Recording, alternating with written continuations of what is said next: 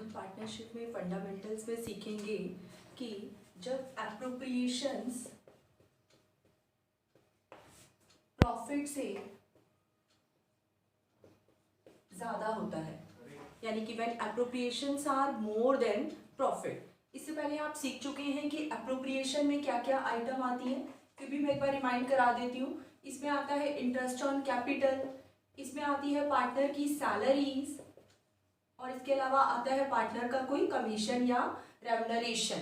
तो ये सब चीजें पार्टनर्स को तभी दी जाती हैं जब इसके बारे में एग्रीमेंट हो, यानी कि डीड में प्रोविजन हो, और दूसरा प्रॉफिट हो तो ही दिया जाएगा। इससे पहले हम चार्ज वाली चीजें सीख चुके हैं जो कि दो ही थी, जैसे इंटरेस्ट ऑन पार्टनर्स लोन और पार्टनर का रेंट। ये देना ही देना है, चार्ज अगेंस्ट प्रॉफिट है। इसमें प्रॉफिट कम हो तो भी देना है, ज्यादा हो तो भी देना है, और नहीं है प्रॉफिट यानी कि लॉस है तब भी देने होते हैं। लेकिन ये सारी चीजें जब प्रॉफिट होंगे तभी देंगे। बट सम टाइम हमारी सिचुएशन ऐसी हो जाती है कि एप्रोप्रिएशन ज्यादा है और प्रॉफिट जो है हमारे पास वो बहुत कम है। तो उस केस में हम कैसे डिस्ट्रीब्यूशन ऑफ प्रॉफिट करेंगे, तो देखिए हम इसमें सीखते हैं आज इलस्ट्रेशन 23 में।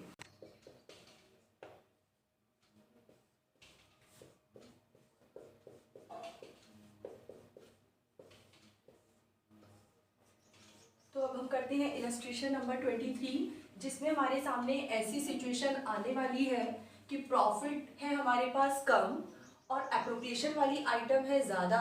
तो यहाँ पर यूज़ की जाएगी इनके एप्रोप्रिएशन की रेशो। ना उनकी प्रॉफिट शेयरिंग रेशो लेनी है, ना ही कैपिटल रेशो, ना ही इक्वल रेशो।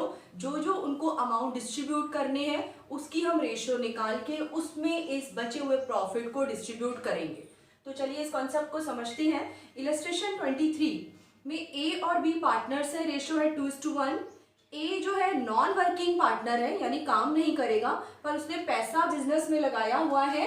12 लाख उसकी कैपिटल है ए की, ए। और बी वर्किंग पार्टनर है, यानी बी सारा काम संभालेगा। और डीड में लिखा हुआ है कि ए को तो उसकी कैपिटल पर इंटरेस्ट देना है 10% से पूरे ईयर का। इस बिगिनिंग के बैलेंस पर हम पे करेंगे, यानी 1,20,000। और बी जो है जिसने कैपिटल इंट्रोड्यूस नहीं करी बट सारा बिजनेस वो मैनेज करता है और उसको सैलरी मिलेगी, क्योंकि उसकी कैपिटल नहीं थी तो उसको इंटरेस्ट भी नहीं दिया जाएगा। एज पर एग्रीमेंट बी को हमने सैलरी पे करनी है 7,200 मंथली, तो इसकी एनुअल सैलरी आएगी 90,000। और profit before charging any expenses, यानी ना तो प्रॉफिट में से इंटरेस्ट ऑन कैपिटल डिडक्ट हुआ है और ना ही सैलरी। हमारे जो प्रॉफिट थे जो कि P&L से आए हैं वो है 70,000। तो ये वो सिचुएशन है जब प्रॉफिट बहुत ही कम है, सफिशिएंट नहीं है, बिकॉज हमारे ये एक्सपेंसेस आप देख सकते हैं कितना ज्यादा है। तो हमने इस टाइप के सम को 3 स्टेप में करना है। पहला स्टेप आपका ये होता है प्रॉफिट, दूसरा स्टेप आपका ये वर्किंग नोट का होगा। यहाँ पर हमने ए का क्या निकाला है, इंटरेस्ट ऑन कैपिटल, और बी की क्या निकाली है, सैलरी निकाली है। तो अगर हम इस कम वाले प्रॉफिट में से सारा ए को दे दे तो भी रॉन्ग है, सारा बी को दे दे तो भी रॉन्ग है, इसको अगर हम इक्वल बांटे तो भी रॉन्ग है, इसको अगर हम इनकी कैपिटल अगर होती बी की उसमें बांटे तो भी रॉन्ग है। ठीक है, तो इसमें क्या करना है, ये दोनों के अमाउंट है एप्रोप्रिएशन वाले 1,20,000 और 90,000। ये ए को देना है और ये बी को देना है। अगर हम 70,000 में से ये सारा एक्सपेंसेस जिसका टोटल आप देख सकते हैं 2,10,000 बनेगा, अगर हम कम प्रॉफिट में से ज्यादा एक्सपेंसेस दे देंगे तो ये अल्टीमेटली लॉस फर्म को यानी कि पार्टनर को ही बियर करना पड़ेगा। तो जब तक अनलेस क्वेश्चन में क्लैरिफाई ना किया जाए आपने फर्म को लॉस में नहीं आने देना।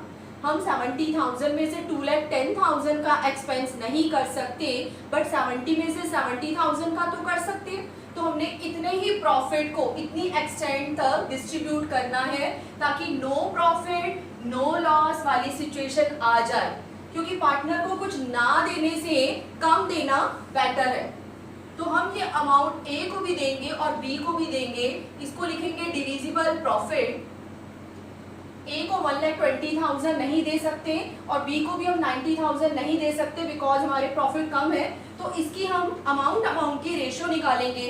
जब आप रेशो निकालेंगे तो वो आएगी 4:3, यानी कि 70,000 का 4/7 40,000 ए को मिल जाएगा और 90,000 का 3/7 30,000 बी को मिल जाएगा। तो इस तरीके से आपने प्रॉफिट को डिस्ट्रीब्यूट करना है। ए के सामने लिखना है इंटरेस्ट ऑन कैपिटल और बी के सामने लिखना है सैलरी। तो यहाँ पर फर्म को हमने लॉस में नहीं आने दिया। सेम ऐसा ही 24th इलस्ट्रेशन में भी है। आप सिर्फ वर्किंग नोट देखिए कि हमने इंटरेस्ट ऑन कैपिटल देना है श्रेया और विवेक को, उसके बाद सैलरी देनी है श्रेया को और कमीशन देना है विवेक को। तो जो दोनों के अमाउंट्स आ रहे हैं, श्रेया का आएगा 1 लाख और विवेक का आएगा 50,000। तो मेनली हमने अमाउंट ये वर्किंग नोट में निकाल के उस अमाउंट की यानी उस एप्रोप्रिएशन की रेशो करनी है जो कि आएगी 2:1। और इसमें पार्टनर की कैपिटल फिक्स थी, तो इसलिए जो भी अमाउंट हम ट्रांसफर करेंगे वो हम पार्टनर्स करंट अकाउंट में करेंगे। तो आज हमने 2 टॉपिक सीखने हैं, उसमें से एक हम कवर कर चुके हैं कि जब एप्रोप्रिएशन ज़्यादा हो प्रॉफिट से। तो चलिए अब हम दूसरे टॉपिक पर आते हैं।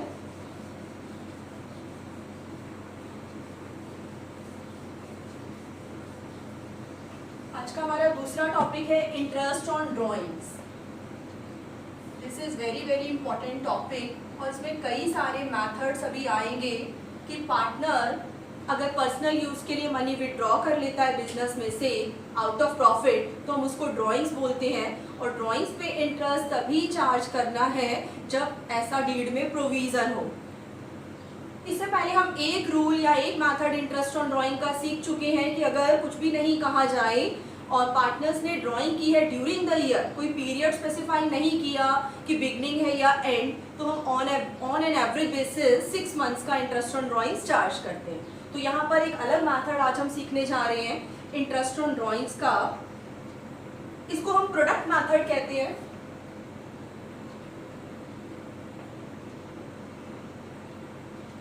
प्रोडक्ट मेथड, कई बार पार्टनर अलग अलग अमाउंट की ड्राइंग्स डिफरेंट पीरियड को करता है, ठीक है। कभी उसने 1 अप्रैल को कर ली, फिर 30 जून को कर ली, फिर 1 नवंबर को कर ली। कुछ पीरियड भी स्पेसिफाई नहीं है और ना ही अमाउंट स्पेसिफाई है। एक बार नहीं करी उसने ड्राइंग्स, ईयर में मैनी टाइम्स करी, कभी 2000 निकाल लिए, कभी 5000, कभी 4000। तो जब डिफरेंट अमाउंट की ड्राइंग्स डिफरेंट पीरियड को की जा रही हो, तो इसके लिए वैसे तो 2 मेथड होते हैं, आपकी बुक में भी है, एक सिंपल मेथड और एक प्रोडक्ट मेथड। जो आंसर सिंपल मेथड से आएगा वही प्रोडक्ट मेथड से आएगा, लेकिन हमें कुछ नहीं कहा तो प्रोडक्ट मेथड जो मैं आपके सामने कर रही हूँ अभी, इसको ही यूज करना है क्योंकि इसमें कैलकुलेशन ज्यादा इजी है। इलस्ट्रेशन 25 पर आते हैं। चारू एक पार्टनर है। पार्टनरशिप फॉर्म का जो अकाउंटिंग पीरियड है वो एंड होता है 31 मार्च 2018 को, यानी आप समझ सकते हैं कि कमेंसमेंट कब हुई होगी, 1 अप्रैल 2017 को। तो यहाँ पर चारू ने 6 टाइम्स इस पूरे ड्यूरेशन में 6 बार पैसे निकाले। तो जब हम प्रोडक्ट मेथड से इंटरेस्ट ऑन ड्रॉइंग्स कैलकुलेट करते हैं तो आपको 4 कॉलम बनाने हैं। वो 4 कॉलम कौन कौन से है? डेट, सेकेंड कॉलम अमाउंट का, थर्ड कॉलम होगा पीरियड जिसमें हम मंथ्स लिखेंगे, और फोर्थ कॉलम होगा हमारा प्रोडक्ट। और इसमें अभी एक फॉर्मूला भी मैं आपको सिखाती हूँ, फॉर्मूला यूज होगा। अमाउंट को पीरियड से जब या मंथ से जब मल्टीप्लाई करते हैं तो हमारा प्रोडक्ट आता है। तो यहाँ पर एक ही पार्टनर है, उसकी ड्रॉइंग्स गिवन है चारू। चारू ने कब कब पैसे निकाले? पहले उसने May 1 को निकाले हैं, कितने? 20,000 रुपीज पर्सनल यूज के लिए। फिर उसने जुलाई 31 को निकाले 10,000 रुपीज। उसके बाद उसने सितंबर 30 को निकाले हैं 30,000। नेक्स्ट उसने नवंबर 30 को निकाले 40,000। उसके बाद जनवरी 1 को निकाले हैं जनवरी 1 20,000। ऐसे ही मार्च 31, क्योंकि मार्च के बाद तो ईयर ही एंड हो गया, मार्च 31 को उसने ड्राइंग्स करी है 25,000। तो आप देख सकते हैं कि अलग अलग अमाउंट की ड्राइंग्स डिफरेंट डिफरेंट पीरियड को की जा रही है। कभी वो बिगनिंग में निकाल लेता है और कभी वो एंड में निकाल लेता है। अगर तो बिगनिंग है तो वो पूरा मंथ काउंट करना है, और अगर एंड है जैसे मार्च 31 तो इसको काउंट नहीं करना है। कई बार मिड भी हो सकता है तो वो हाफ मंथ काउंट होगा। डेट, अमाउंट, इतनी चीज आपको क्वेश्चन से ही मिल जाएगी। और क्वेश्चन में कहाँ होगा कहीं ना कहीं कि इंटरेस्ट ऑन ड्राइंग्स किस रेट से चार्ज करना है। अपने आप कभी भी ये 6% नहीं लेना। 6% इंटरेस्ट ऑन लोन के लिए था, तो ड्राइंग्स के लिए बोला हुआ है कि 9% एट द रेट ऑफ 9%। और पर एनम ये देखना भी बहुत जरूरी है हमारे लिए। पर एनम है तो मंथ्स देखने हैं, इसलिए हम यहाँ पर मंथ्स भी देखेंगे। तो सबसे पहले अगर चारू पार्टनर ने मई 1 को 20,000 विड्रॉ किए, ठीक है, तो ईयर एंड में हमेशा इंटरेस्ट कैलकुलेट होता है। तो हम देखेंगे कि 20,000 रुपया उसने अपने पास कब तक यानी कितने मंथ्स तक रखा। तो मई से लेकर जब आप मार्च तक के मंथ्स काउंट करेंगे तो वो आएगा 11। ऐसे ही जुलाई से लेकर मार्च तक के मंथ्स काउंट करेंगे तो वो आएगा 8। ऐसे ही 6, फिर 4 आएगा, फिर 3 आएगा, और मार्च 31 से मार्च 31 काउंट करेंगे तो 0 आएगा। तो इस तरीके से आपने मंथ्स निकाल लिए। इस अमाउंट को इन मंथ से इनटू करके आपको प्रोडक्ट यानी कि इन दोनों का मल्टीप्लिकेशन लिखना है। यहाँ पर 2,20,000, 10,000 इंटू 8 करेंगे 80,000, 1,80,000, 1,60,000, 20,000 इंटू 3 60,000, और लास्ट वाला किसी भी अमाउंट को अगर आप 0 से मल्टीप्लाई करेंगे तो प्रोडक्ट विल बी 0। तो इसको एक नाम देना है, इसका हमें समेशन या टोटल करना है, जिसको हम बोलते हैं टीपी यानी कि टोटल ऑफ प्रोडक्ट। इस पूरे का समेशन टोटल हमें मिल जाएगा 7 लाख। अब इंटरेस्ट ऑन ड्राइंग्स निकालने के लिए प्रोडक्ट मेथड में क्या फॉर्मूला है, जितना भी टोटल ऑफ प्रोडक्ट है यानी कि दिस इनटू रेट क्वेश्चन में गिवन होगा जो कि हमारा 9%। और प्रोडक्ट मेथड में बच्चों वेरी वेरी इंपॉर्टेंट 1 मंथ का इंटरेस्ट ऑन ड्राइंग्स लगता है। दिस इज फॉर्मूला 1/12 करना है। तो हम चारू का इंटरेस्ट ऑन ड्राइंग्स जो हमने उससे चार्ज करना है, और अगर कोई पूछे कि वो किस अकाउंट में जाएगा तो हम कहेंगे P&L एप्रोप्रिएशन में एज एन इनकम शो किया जाएगा। तो प्रोडक्ट का टोटल है चारू का 7 लाख, रेट ऑफ इंटरेस्ट है 9%, और 1 मंथ का इंटरेस्ट कैलकुलेट कर देंगे तो ये आएगा 5250। So this is your answer. इस सम को कोई चाहे तो सिंपल मेथड से भी कर सकता है। सिर्फ कंसेप्ट क्लियर करने के लिए मैं समझा देती हूँ, लेकिन आपने करना यही प्रोडक्ट मेथड अगर कुछ नहीं कहा तो सिंपल मेथड में हर स्टेज पर आपको इंटरेस्ट कैलकुलेट करना है। जैसे 20,000 पर 9% से 11 मंथ्स का आप करेंगे तो सीधे यहाँ पर इंटरेस्ट का कॉलम आ जाएगा 1650। ऐसे ही नेक्स्ट 10,000 पर 9% से 8 मंथ्स का काउंट करेंगे तो 600। तो जितने भी ये इंटरेस्ट आपके आएंगे सबको आप जोड़ेंगे जब तो यही सेम आंसर आएगा। बट आपको कुछ नहीं कहा तो प्रोडक्ट मेथड ही ज़्यादा सूटेबल है, इसी से ही आंसर आपको निकालना है। और ओनली ये मेथड तभी यूज़ करना है जब मैनी टाइम्स उसने अमाउंट विड्रॉ किया हो, ना तो कोई पीरियड फिक्स्ड हो और ना ही अमाउंट ऑफ ड्रॉइंग्स, यानी डिफरेंट अमाउंट की ड्रॉइंग्स डिफरेंट पीरियड को की जा रही है। अभी हम इंटरेस्ट ऑन ड्रॉइंग्स का एक और मेथड आज कवर करेंगे। बहुत ज़्यादा इजी है ये, छोटे छोटे सम में भी आ सकता है और किसी बड़े सम में भी पार्ट बनकर आ सकता है।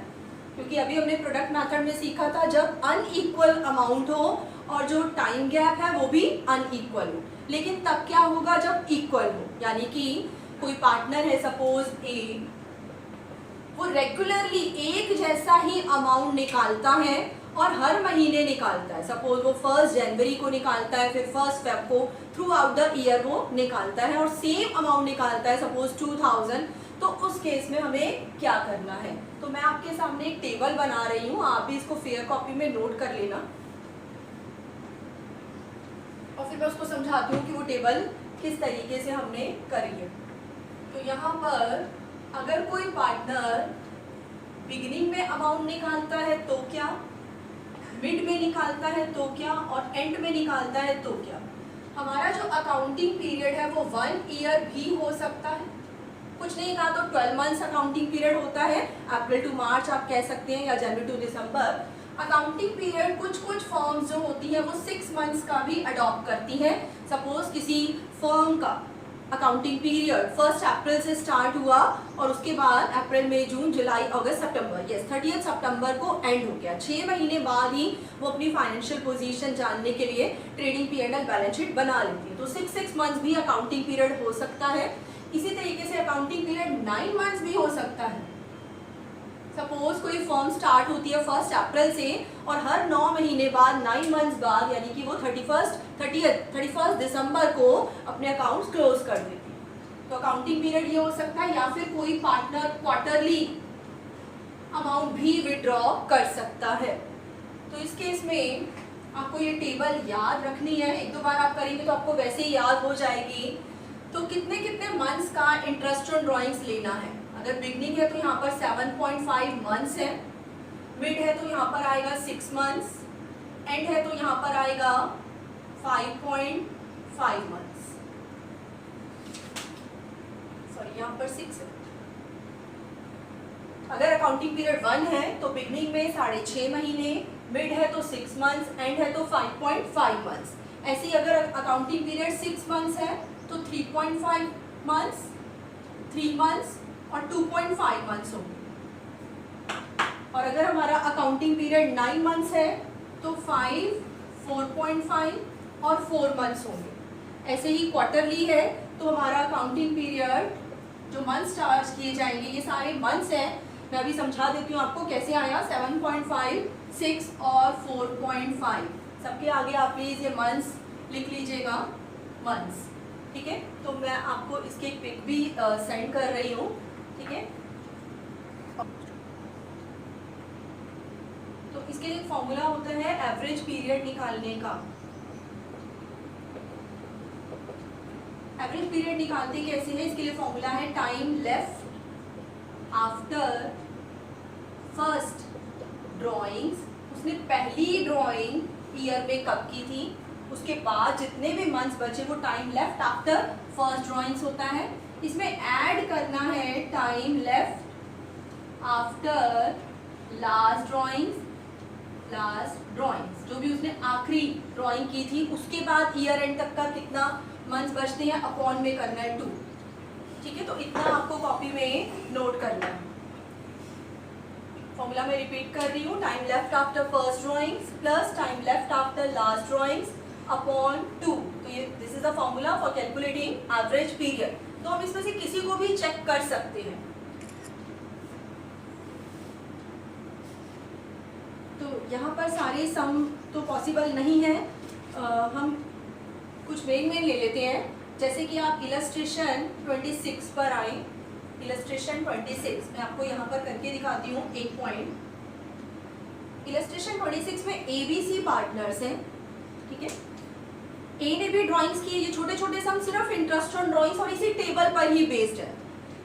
ए ने भी ड्राइंग्स की है, बी ने भी और सी ने भी। लिखा हुआ है ए ड्रॉ कर रहा है 10,000 from the firm in the beginning of every month, और ये ड्राइंग्स उसने रेगुलरली की है, यानी हर महीने। अकाउंटिंग पीरियड मान लीजिए 1 अप्रैल से स्टार्ट होता है और 31 मार्च को एंड होता है।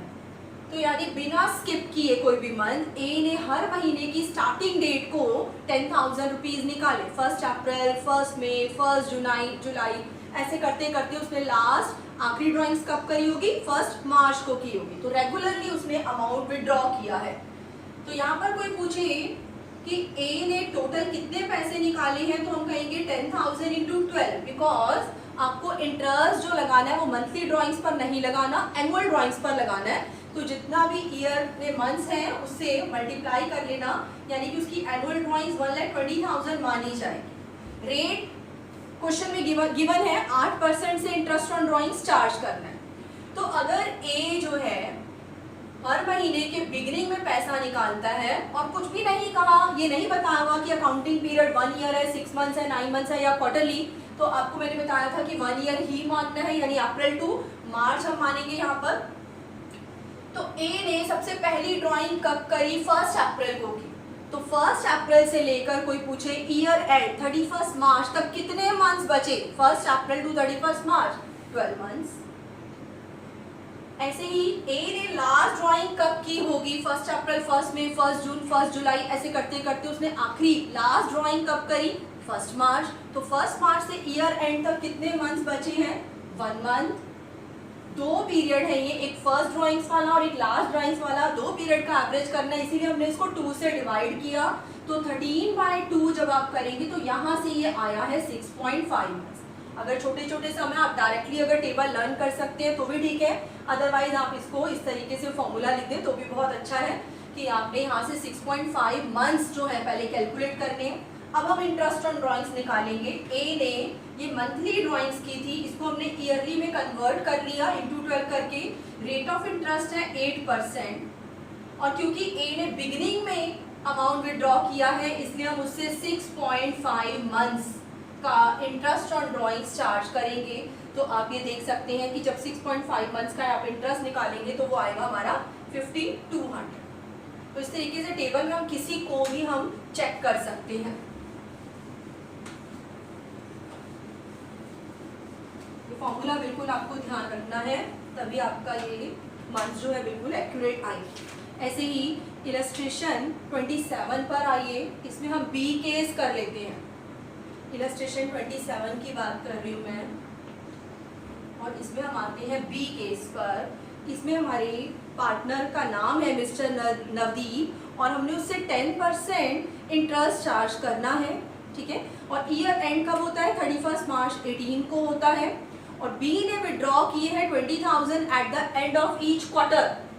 क्वार्टरली पर आ गए, यहाँ पर बिगनिंग है, मिड है तो ये लेना है, और एंड है तो ये लेना है। तो हमें टेबल अगर लर्न है तो हमें पता चल गया वैसे तो कि 4.5 मंथ्स का इंटरेस्ट ऑन ड्राइंग्स लेना है, बट फिर भी किसी को टेबल ना लर्न हो वो फॉर्मूले की हेल्प से निकाल सकता है। अभी मैंने आपको एवरेज पीरियड निकालने का फॉर्मूला बताया था, time left after first drawings plus time left after last drawings upon 2 करना है। तो हम ये चेक करते हैं कि 4.5 मंथ्स कैसे आया अगर नवदीप जो है क्वार्टरली विड्रॉ कर रहा है और एंड में विड्रॉ कर रहा है। तो मान लीजिए हमारा काउंटिंग पीरियड 1 अप्रैल टू 31 मार्च है, तो अप्रैल मई जून, जुलाई, अगस्त, सितंबर, अक्टूबर, नवंबर, दिसंबर, जनवरी, फरवरी, मार्च। यहाँ पे मैंने साल के जो 12 महीने हैं उसको क्वार्टरली फॉर्म में लिखा है, क्योंकि एक साल में 4 क्वार्टर होते हैं। This is our first quarter, this is second quarter, this is third quarter and this is our last 4th quarter. तो उसने हर क्वार्टर के एंड में 20,000 निकाले, यहाँ पर 20,000 निकाले, यानी कि अप्रैल मई जून, ये हम 30 जून कहेंगे। फिर उसने जुलाई, अगस्त, सितंबर, यहाँ पर 20,000 रुपये फिर निकाले। फिर उसने थर्ड क्वार्टर के एंड में यानी कि 31 दिसंबर को 20,000 निकाले, और फिर उसने 4th क्वार्टर के एंड में यानी कि 31 मार्च को फिर 20,000 निकाले। तो क्वार्टरली में 4 से मल्टीप्लाई करना है। तो यहाँ पर कोई पूछे कि नवदीप की जो एनुअल ड्राइंग्स है, सबसे पहले मंथली है या क्वार्टरली है, जो भी है आपने उसको एनुअल में कन्वर्ट करना है। एनुअल ड्राइंग्स कितनी है, तो हम कहेंगे 20,000 उसने निकाले हैं 4 बार हर क्वार्टर के एंड में। तो उसकी एनुअल ड्राइंग्स 80,000 है, क्योंकि यही रॉन्ग हो गया तो हमारा सारा रॉन्ग हो जाएगा, ठीक है। तो अब बिगनिंग होता तो हम 7.5 मंथ्स लेंगे, मिड है तो 6 मंथ्स लेंगे, और अगर एंड है तो हम यहाँ 4.5 मंथ्स लेंगे। तो आइए चेक करते हैं कि ये 4.5 मंथ्स कैसे आए। हमारा फॉर्मूला है एवरेज पीरियड निकालने का, time left after first drawing. उसने पहली ड्राइंग कब की है इन चारों में से, यहाँ 30 जून को। यहाँ से लेकर लास्ट तक कितना टाइम पीरियड रह गया था, time left after first drawing, यानी यहाँ से लेकर यहाँ तक पूरे 3 क्वार्टर बचे हुए हैं, तो हमने मंथ्स में लेना है, यानी कि 9 मंथ्स। ऐसे ही time left after last drawing उसने कब करी, 31 मार्च को। यहाँ से लेकर ईयर एंड तक कितने मंथ्स बचे हुए हैं, एक भी नहीं। 31 March two 31 March 0 divided by 2, तो 9/2 जब आप करेंगे तो यहाँ से ये 4.5 मंथ्स आया है। अब हम इसको पुट करेंगे, total drawings 30,000 into 4 multiplied by rate of interest which is given in the question 8%, 10% है, 10%। और क्योंकि क्वार्टर का एंड था तो हम 4.5 मंथ्स ले लेंगे। तो यहाँ पर आप बी का जब नवदीप का जब आप करेंगे बी केस, तो ये 3,000 इंटरेस्ट ऑन ड्राइंग्स निकले। ऐसे ही इलस्ट्रेशन 28 में भी एक छोटा सा पॉइंट देख लीजिए, केस डी। सिंपली लिखा हुआ है कि इफ ही विड्रू, कोई अरुण है, उसने 60,000 ड्यूरिंग द ईयर निकाले हैं, ये केस आपने किया हुआ है, 60,000 ड्यूरिंग द ईयर निकाले, कुछ भी नहीं बताया, तो आपने एवरेज बेसिस 6 मंथ्स पर ही इंटरेस्ट ऑन ड्रॉइंग्स लेना है। चलिए अब हम एक 6 मंथ्स वाला और एक 9 मंथ्स का और कर लेते हैं, उसके बाद टॉपिक खत्म करते हैं। सिर्फ ये चीज समझने वाली है आपके लिए, मेनली टेबल पर फोकस करिए। कई बार अकाउंटिंग पीरियड हमारा 6 मंथ्स होता है, 6 महीने बाद ही फर्म की क्लोजिंग हो जाती है। जैसा कि आप देख सकते हैं इलस्ट्रेशन नंबर 29 में PQR, तो हम किसी का भी चेक कर लेते हैं। तो मान लीजिए मैं आपके सामने अभी ये वाला चेक करती हूँ कि R, ठीक है, मैं केस 3 की बात कर रही हूँ, इलस्ट्रेशन 29 3rd केस में R एक पार्टनर है और उसने 6,000 रुपए निकाले हैं मिडल में। चलिए ये चेक कर लेते हैं मिडल वाला, हमको ये चेक करना है कि 3 मंथ्स कैसे आया, बिगनिंग भी हो सकता है, मिड भी हो सकता है, एंड भी। तो यहाँ पर मिड का केस है, मिड वाला। R ने 6,000 रुपए निकाले हैं in the middle of every month for 6 months ending 31 मार्च 18। तो उसका अकाउंटिंग पीरियड ही 6 महीने का है, तो पहले तो उसकी एनुअल ड्रॉइंग्स हमें पता होनी चाहिए कि वो 36,000, ठीक है। तो अब 36,000 पर रेट ऑफ इंटरेस्ट क्वेश्चन में गिवन है 8%, और अब हमें लेने हैं मंथ्स। वो हमें जानना बहुत जरूरी है कि कितने मंथ्स का लगेगा, क्योंकि अकाउंटिंग पीरियड क्वेश्चन में कहा हुआ है 6 मंथ्स है और R जो है मिडल में निकालता है, तो मिडल के लिए यहाँ पर 3 मंथ्स चेक करते हैं कैसे आया। तो हमारा फॉर्मूला है एवरेज पीरियड निकालने का, time left after first drawings plus time left after last drawings upon 2। तो यहाँ पर मैं लिख देती हूँ कि अकाउंटिंग पीरियड 1 अप्रैल से स्टार्ट हुआ और एंड होगा 30 सितंबर को, ठीक है। ये हमारे 6 महीने हैं, अप्रैल, मई, जून, जुलाई, आप भी इजी करने के लिए ऐसे लिख सकते हो, अगस्त और सितंबर। हर महीने के मिड में उसने पैसे निकाले हैं 6,000। अमाउंट भी सेम होना चाहिए और जो उनका टाइम गैप है वो भी एक जैसा ही होना चाहिए। तो उसने सबसे पहले 15 अप्रैल को निकाले हैं 6,000, फिर उसने 15 मई को निकाले हैं 6,000, फिर उसने 15 जून, हर महीने के मिड में 15 तारीख को उसने 6,000 करते हुए ऐसे 6 टाइम्स विड्रॉ किया। तो हमने उसकी जो ड्रॉइंग्स है वो 36,000 माननी है, एनुअल ड्रॉइंग्स कहा जाएगा, क्योंकि यहाँ पर इनका साल ही अकाउंटिंग पीरियड ही 6 मंथ्स का है। तो यहाँ पर उसने फर्स्ट ड्रॉइंग्स कब की थी और यहाँ पर उसने लास्ट ड्रॉइंग कब की है, 15 अप्रैल को उसने फर्स्ट ड्रॉइंग की और 15 सितंबर को उसने लास्ट ड्रॉइंग की। तो time left after first drawing 15 अप्रैल से अगर आप ईयर एंड जो कि 30 सितंबर को होता है, यहाँ पर मैंने लिखा हुआ है 15 अप्रैल से लेकर 30 सितंबर, क्योंकि 15 अप्रैल है तो आप समझ ही सकते हैं कि 15 डेज ऑलरेडी बीत चुके हैं, आधा महीना बीत चुका था तब उसने ड्राइंग शुरू की है। तो यहाँ से लेकर यहाँ तक के मंथ्स काउंट करेंगे 5.5 आएगा।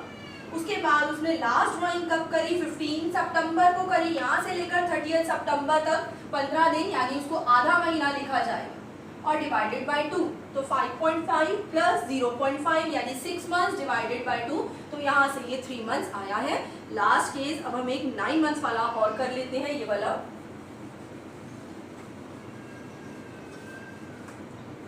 तो इसके लिए इलस्ट्रेशन 30 पर आएंगे।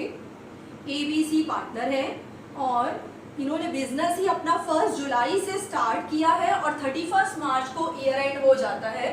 तो इनका अकाउंटिंग पीरियड, ये ज़रूर आप पहले साथ में लिख लेना कि 1 जुलाई से 31 मार्च, सिर्फ 9 मंथ्स का ही ये अकाउंटिंग पीरियड रखते हैं।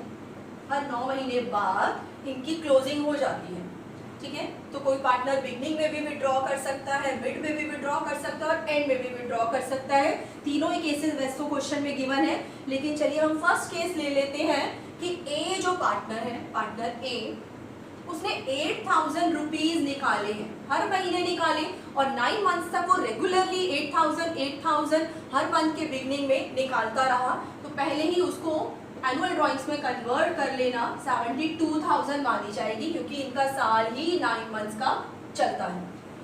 उसके बाद rate of interest which is given in the question 10% per annum है, इसीलिए हम इस सब में मंथ्स चेक कर रहे हैं। अगर कहीं पर एनम नहीं होता तो मंथ्स तो वैसे ही नहीं देखने हैं। तो यहाँ पर ए बिगनिंग में पैसा निकालता है, तो हम पहले यहाँ 9 मंथ्स कौन कौन से हैं एक बार लाइन वाइज फिर लिख लेते हैं। जुलाई है, 1 जुलाई, 1 अगस्त, 1 सितंबर, 1 अक्टूबर, 1 नवंबर, 1 दिसंबर, 1 जनवरी, 1 फरवरी और 1 मार्च। तो इन डेट्स को हर महीने की पहली तारीख को 1 जुलाई से लेके 1 मार्च तक उसने 8,000 रुपए निकाले हैं। तो हमने देखना है time left after first drawing 1 जुलाई से लेकर 31 मार्च तक हाउ मेनी मंथ्स, 9 मंथ्स। उसने लास्ट ड्राइंग कब करी, 1 मार्च को करी, यहाँ से लेकर 31 मार्च तक how many month, only 1 month. 9 + 1/2 यानी 10/2 जब आप करेंगे तो ये यहाँ से 5 मंथ्स आ जाएगा, ठीक है। तो इसीलिए 9 मंथ्स का जब हमारा काउंटिंग पीरियड हो तो हम 5 मंथ्स का इंटरेस्ट ऑन ड्राइंग चार्ज करेंगे। आप ये याद भी रख सकते हैं इस टेबल की हेल्प से, या फिर ऐसे फॉर्मूला निकाल के कर ले तो बहुत ही बेटर। Thank you. क्लास वाली प्रॉब्लम